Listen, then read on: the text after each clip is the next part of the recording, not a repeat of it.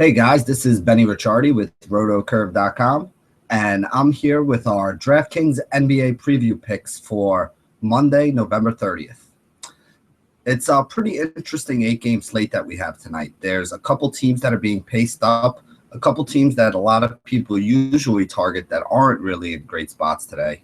So there is going to be a pretty wide range of players that people use, and that's exactly what we like for fantasy. We like when there's different ways to get to the top score and different guys who are going to be on different people. This way there's not a ton of overlap, and it doesn't wind up being, 2 versus 2 in all your cash games, or even 3 versus 3 in your tournaments to see who winds up getting to the top. The guys who can put together the best combinations of these players are going to be rewarded tonight, and there's quite a few ways that we can go with it. So let's get into it. There's a lot of studs today, and there's actually a lot of options with the exception of power forward. There's a lot of options at all kinds of price ranges today. So rather than tell you who my studs are and who I'm going to be building around, I want to kind of go position by position and give you some of the guys that you can look at, because like I said, there's a lot of different ways that you can go with it today. And depending where you pay up is going to depend on which tier of players that you're looking for in those other positions. So let's start right at the beginning at the point guard spot. Steph Curry is actually in a pretty good spot today. I think that game is going to stay close, and we might actually see him play 4 complete quarters, which is something that you always got to worry about with this Warriors team, because they have been blowing so many people out lately that the starters really do see a lot of minutes in the fourth quarter. I think this game with Utah is going to be lower scoring on a, Golden State average scoring scale. And I think that could keep the game close enough that we do see full run in the fourth quarter for the starters, which would make a guy an obvious play. Utah doesn't really have a lot of good point guard options that I think are going to be able to slow Curry. Could definitely see him putting up one of his 50, 60-point performances tonight. I could also see the same thing out of Russell Westbrook, and you could basically say that on any night. Even with Kevin Durant back, he's still one of the best players that we have in the league. The total on that game against Atlanta's not usually an easy matchup, but the total on this game is 212, and it's another game with a close spread. So I do think you're going to see a full 4 quarters out of guys like Westbrook and Durant tonight, and the usage on those two guys is just so high that there's nobody else on OKC I really even want to look at, but I would contemplate putting both of them in my lineups just because of that usage rate, the high total, and the fact that the game should stay close and they should see a lot of minutes. Now, we do have some cheap and mid-tier options that I'm interested in as well. Darren Williams is somebody who's kind of had a little bit of a resurgence since getting down to Dallas. Dallas plays in a high total game today against Sacramento. Darren Williams is about 6,000, and he's been putting up 30, 35 fantasy points over the last couple games that he's been playing. With J.J. Barea out, there's a few extra minutes and a little bit more, shots and usage for him. So I think he's another very good mid-tier option that could be somebody that I'm looking at. I will try to fit him in there with like a Curry or a Westbrook if I can. But if not, there are some cheaper options that you can go down to who make some sense as well. Jared Bayless is now the starting point guard for the Milwaukee Bucks. He had already been playing the shooting guard spot to start with MCW, but in the fourth quarter of most of the recent games, he's been the guy that's been out there running the point for them. So the fact that they've now made him the starter and that he's still getting the minutes in the fourth quarter late as well just kind of goes to show you that Jason Kidd is not a fan of MCW at this point and, does have some faith in Bayless. So Bayless at less than $5,000 is definitely somebody I think we have to consider. I also like Patrick Beverley, who has been reinserted into the starting lineup for the Houston Rockets. Now, we all know that Beverley has limitations in his game, especially on the offensive end. But the thing that I like about him being in the starting rotation is they finally realized in Houston that having Ty Lawson and James Harden on the floor at the same time really doesn't work out all that well. So I do like the fact that Beverly's out there on the floor. He doesn't put up 30, 35 fantasy points, but he has been getting you, in the 20 to 25 range and doing it at a price below $4,000. So if you're looking for a guy who can get you 5 to 6X and is pretty safe and has some pretty safe minutes, I think Patrick Beverley is that guy that you would look at the point guard spot if you really need to save some money. Moving on to shooting guard and sticking with the same concept here, James Harden, now that the ball is back in his hands and he's being asked to do what he did last year, he's putting up the kind of 50, 60-point fantasy games that we expect out of him and saw out of him for most of the season last year. So he's obviously the top shooting guard option. If you can afford to pay up for him, I think you got to go up and get him. There are some guys in the mid to low tier range here as well. Will Barton is one of those guys who stands out to me. plays in a high over-under game today, and Gary Harris is very likely still out. Now, if Harris is out, that's going to solidify the minutes for Will Barton, and that makes him a solid option for me. His price is getting a little bit up there. You know, when this guy was in the 4K range, I was telling you to use him often, but now that he's up in this, almost 6K range, I think you got to pump the brakes a little bit. I still like him for cash games. I think he can get you that 25 to 30 fantasy points you need at his price. And I think he has a little bit of GPP upside in this game today. He's not my favorite overall play. I would much rather either spend up or spend down at this position. But if anybody puts him in their roster, I'm not going to argue against it. You know, he could put up a 35 to 40 fantasy point game when he plays over 30 minutes, as we've seen him do over the course of the last couple of weeks. I do expect him to play over 30 minutes in this game, so it's a very high likelihood that he's going to put up a pretty good fantasy score. Two other guys that you can look at as salary savers. OJ Mayo is the starting two guard for the Milwaukee Bucks right now. I don't think he has huge upside, but I do think he's in there to shoot and score. He can get a couple other assists for you, and he's playing a decent amount of minutes. So he's somebody that I like, especially with Bayless playing the point guard spot now, because he doesn't really take away minutes at the two guard from OJ Mayo, as long as he's in there together with the two of them at the point.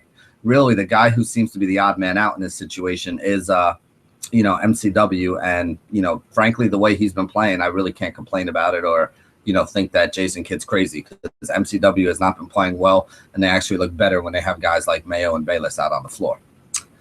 Another shooting guard option who I really like today is Gerald Green from the Miami Heat. You got Luol Deng out, so Green has been starting in his place. Put up about 25 to 30 fantasy points since Deng has been out in each game. So he's another guy who I think is a good salary saver at below $4,000. Again, if you throw a guy like this into your lineup, it's the way that you can fit in a Curry or a Westbrook or a Harden, a Durant, DeMarcus Cousins, whoever that guy you want to pay up for is. You're going to have to go cheap somewhere in order to make that guy work. And I think using a guy like Gerald Green gives you a chance for some upside and also allows you to fit in that stud that you want. Moving on to the small forward spot. Again, Kevin Durant is back. People are sleeping on him. He was only like 5% owned the other night, put up like 60 fantasy points. It really didn't matter as much because Robert Covington, for half the price of Durant, put up, 60 fantasy points as well. So you really didn't gain any ground. But I don't see anybody at the small forward position that's going to be putting up 40 today other than maybe Kevin Durant. So today might be a day to roll Durant out there. While other people are not using him. You get him below 10K. Like I said, he had 60 fantasy points the other night. The guy's a stud. He's playing in a game that's paced up. Should be a close game. He should see, 35 to 40 minutes at least in this one. And I think he's a solid option for you to consider. You also have guys like Gordon Hayward in the mid-price range. I think Gordon Hayward is still a little bit too cheap.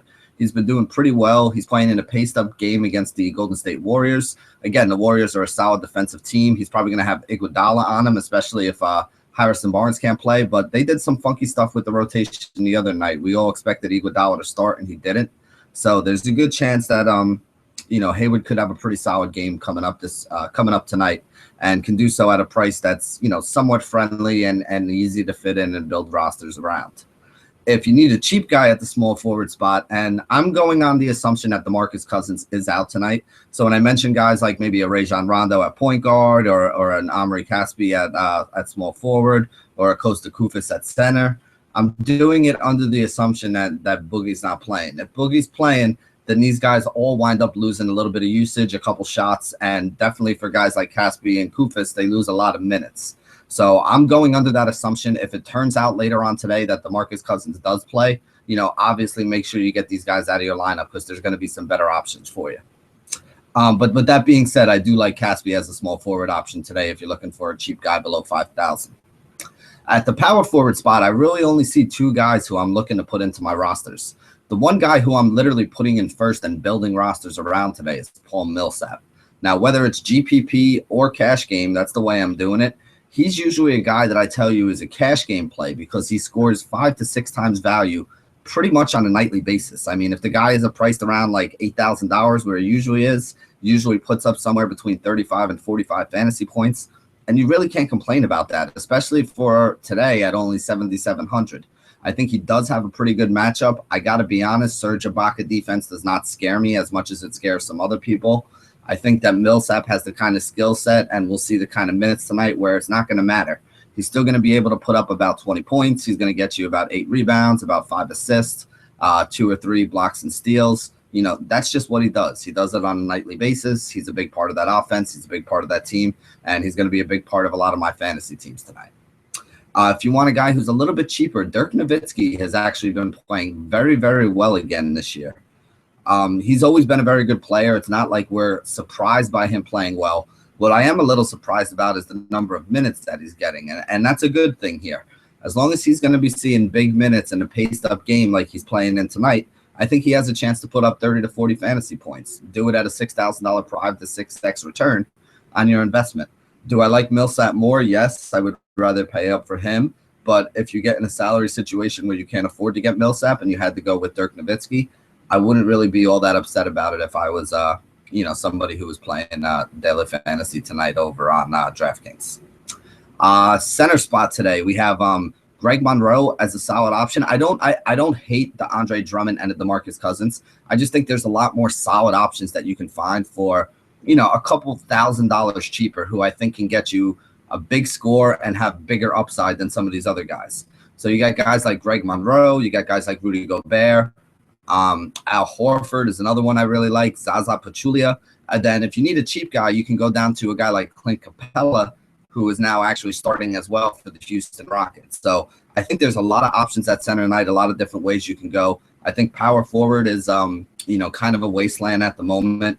And as you can see, I gave you guys a lot of mid-tier options today. I think building, based on what I've seen now, I think it's going to make a lot more sense to try to build a balanced lineup tonight with a bunch of these mid-tier guys and maybe see if you can fit in like one stud rather than trying to go stars and scrubs. Now, it is still early in the day. I'm filming this video at like 10 o'clock in the morning East Coast time. We may find out that a couple people are out between now and then that open up some obvious value plays. If that happens, sure, then see if you can fit in the Westbrook and the Durant or the Steph Curry and the James Harden or something like that. But as of now, from what I see of the value plays, I don't think there's enough value where you can really put together a solid upside roster by using the stars and scrubs approach. So just keep that in mind. Definitely want to make sure you get one, maybe two of these superstars in there if you can. But it's going to be tough because there's not a ton of value in order to do it. So I think building through the mid-range, having a bunch of guys in that $4,500 to $6,500 price range in your roster today is probably going to be the most likely roster construction that can bring you home a big score. I don't think you're going to get it by going, Westbrook and Curry and then taking a whole bunch of $3,000 and $4,000 flyers. As of now, I don't see enough of those guys in that price range to really make it a viable strategy. Who knows who could be out later that could open up some more of that value. But as the way things sit now, I don't think you're going to be able to do it. So that pretty much wraps you up today for our DraftKings NBA video here at rotocurve.com. Thank you guys for joining us. And as always, stay classy, DFS.